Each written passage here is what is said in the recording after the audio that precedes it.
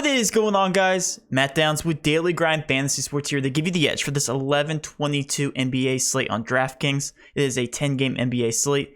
Cannot wait to break it down. Hopefully everybody had a great weekend, and now because of it, we have a juicy 10-game NBA slate. And trust me, this is going to be a great slate to cover because we have so much pending injury news. And I'm going to break it all down for you right now. The one thing I've begun doing on all of my NBA videos is going over my last night's success and my process and how I approached GPPs, my cash games, small GPPs, all that good stuff, so that you guys know the transparency, so that you guys know my exact process and how I approach all these slates. And more importantly, using them with DG Fantasy's tools. So let's go ahead and recap my success. Last night, the chalk hit for me and my GPPs did not. Now, there was one guy in my lineup that kind of screwed me. And if you guys pay attention last night, I know there was a lot going on with the NFL, but you guys all probably know at this point of the Isaiah Stewart and LeBron ejections. Was really hoping the Pistons were going to pull out that win, but they did not.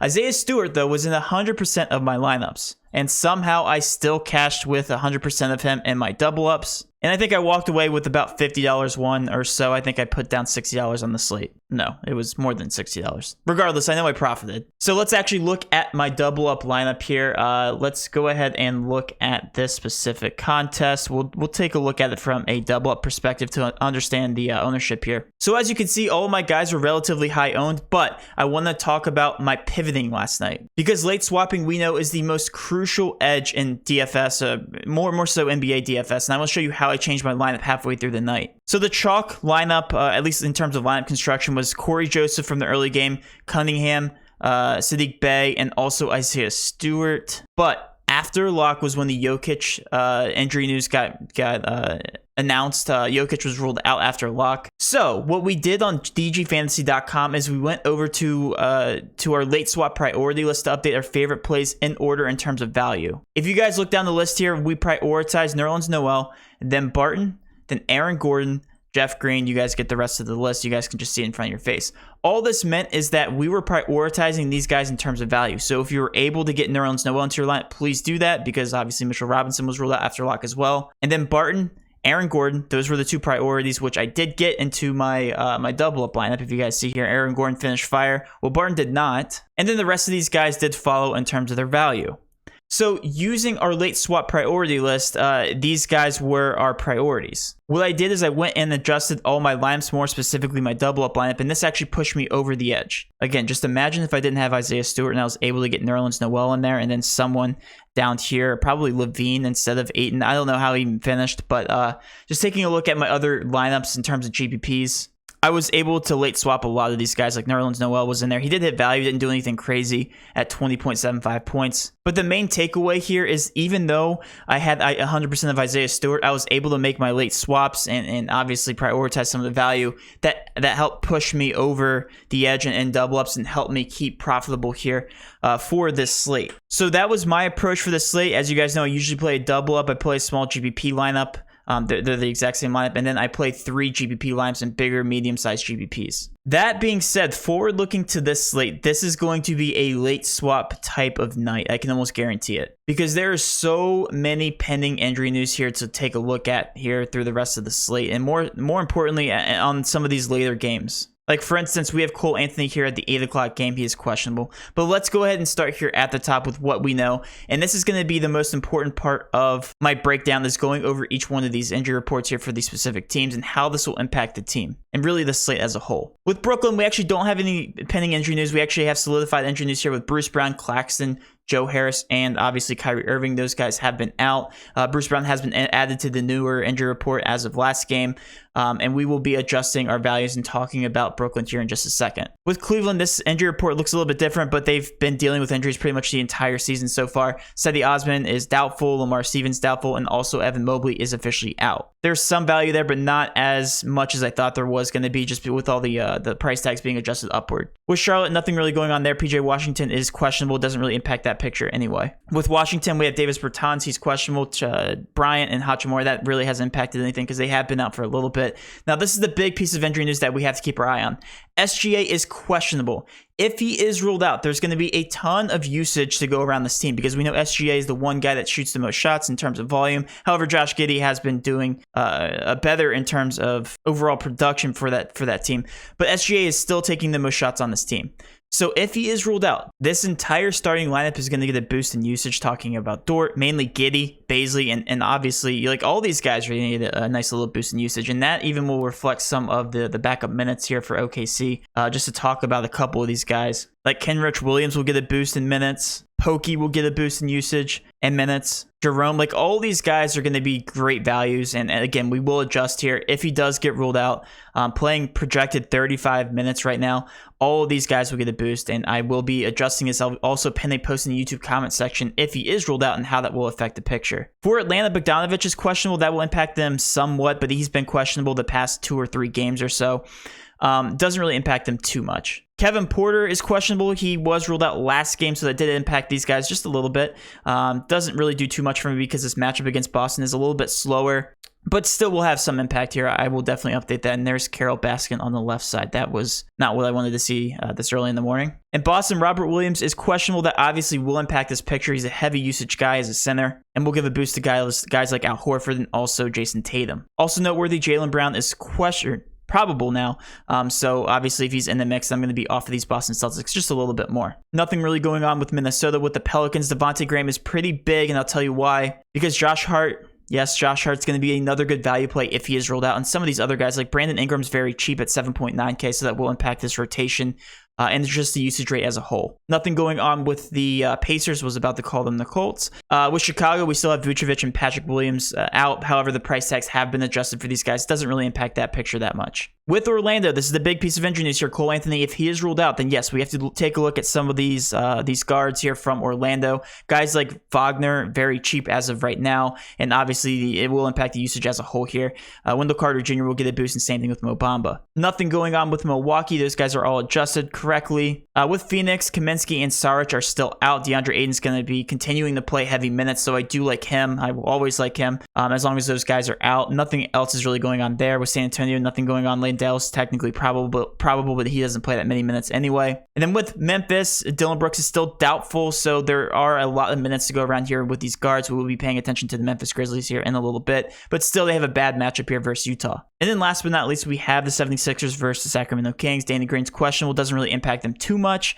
Obviously, he plays about 25 to 30 minutes every single game. Joel Embiid's still out, but the prices have been adjusted to reflect that. All right, and now let's go ahead and take a look here at the updated ownership provided by Fantasy Cruncher. By the way, if you guys want access to Fantasy Cruncher, you can gain access to Fantasy Cruncher by heading over to our website. But we are also partnered with Fantasy Cruncher, which means that you can get a $20 voucher if you sign up for a monthly membership here on dgfantasy.com. $30 membership, and you get $20 off any one of their products. So one of the many benefits that you can receive here just being a part of this community. So be sure to head over to dgfantasy.com if that does interest you. All right, I almost feel very incomplete about this slate because, again, with all the pending injury news right now, all this ownership is just so spread out and there's no obvious direction, but we will talk about some of the obvious plays as of right now. Starting out with the Brooklyn Nets, let's actually start in the very first game. DeAndre Ayton, 26.7% owned. He is showing the highest owned on the slate in terms of GPPs. Projected right now at 32 minutes. And yes, that looks obvious on the surface. He's only averaging 0.62 fantasy points per minute with these guys off the court and an 11.3% usage rate. So I don't love the upside here on Bembry, but yes, he is an obvious value play.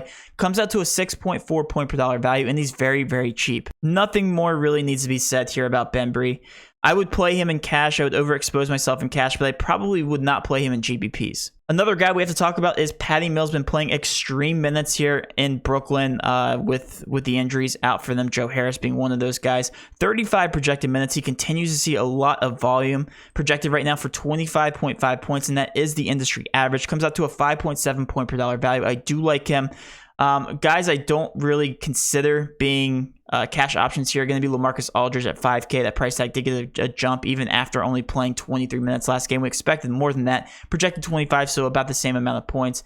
And then also James Harden and Kevin Durant are definitely overpriced. Going down the list here, these next guys are really going to be dependent on injury news and really just one-offs in terms of their price tags here. Anthony Edwards at 7.4K did get the price drop. Does look pretty obvious here on the surface, showing 22.5% ownership. Projected right now for 38.5 fantasy points. And yes, again, that is the industry average. And really all these Timberwolves have been coming down in price tag except for Pat Bev. I do have some interest in Anthony Edwards just because of lineup construction. Right now, he did come down. He's been coming down here from 8.1 to 7.7 to 8K all the way down to 7.4. So just because of the price drop alone, I do have some interest in him. And keep in mind, the last game was a blowout, so he only played 26 minutes.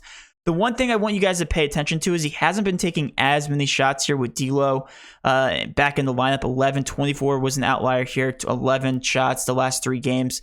So that does concern me. However, I still think the usage rate is high enough for him to be cash viable, projected still to play a tremendous amount of minutes here in a competitive matchup. A decently higher over-under to 12.5, so I definitely don't mind him as a last piece in cash, and he's fitting a lot of the bills because he's also shooting guard and small forward eligible. Karl Anthony Towns is another interesting one here. Did get another price drop from 10.1 down to 9.5K. These guys are finally priced accordingly.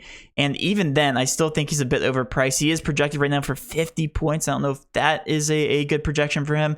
Probably because of the matchup here. Regardless, does make for an interesting last piece in cash at the center position. Comes up to a 5.3 point per dollar value. I definitely won't be considering him that much in cash. But if I happen to land on him, he definitely does make sense here, getting that price drop and good matchup. The rest of these guys I'm really not considering. D'Lo more of a GPP option. Same thing with Pat Bev with the price increase here at 5K. Has been balling out, has been playing tremendous. But other than that, no real interest here in terms of cash. And the guy that's next in line here showing the next highest amount of ownership is going to be Josh Hart. And that's really dependent on whether Devontae Graham plays or not. Because if he does not play, Josh Hart's in line for about 35 plus minutes as long as he doesn't get ejected. And I honestly am not that high on him if Devontae Graham does play. So again, as you can see here, when he does play 35 plus minutes, he does tend to hit value a lot easier just because of the amount of volume he gets without Devontae Graham in the lineup, more shots, more opportunities, all that good stuff. But again, depending on if Devontae Graham does not play. Brandon Ingram is another interesting target here. 7.9K did get the price drop, and we know what Brandon Ingram can do historically. If Devontae Graham does not play, then he's even more in line here for more volume. So has been shooting a lot, just hasn't been shooting well. We know Brandon Ingram historically is a good fantasy point per minute player, so I wouldn't let this fool you, this box score here. 4 for 14, 6 for 17, 6 for 14. The one thing I want you guys to pay attention to is the volume. So I actually do like Brandon Ingram here in terms of cash, regardless of if Devontae Graham does play. I am actually pretty intrigued here in the ownership being so low, 19.3%. He comes out to a 38-point projection. That's with Devontae Graham playing, so keep that in consideration. Next on the list is kind of a head scratcher here. We're going to be taking a look here at Malcolm Brogdon. Carlisle has not been happy here with the performance of any of these Pacers starters. Malcolm Brogdon has only been playing 23-25 minutes the past 2 games. I get that the last game was a blowout, but regardless, he's been underperforming alongside here some of these other Pacers. I think he's more of a risky target. I get the price tag, I get the lineup construction, I get the minutes here, but everybody's active and back and ready here for the Pacers. So honestly, not too much interest here in this price tag here with Malcolm Brogdon at $7,300. Not as much as some of these other options, but I guess I don't mind him here as a last piece. Next on the list is going to be Franz. I think that's how you pronounce his first name, Franz Wagner.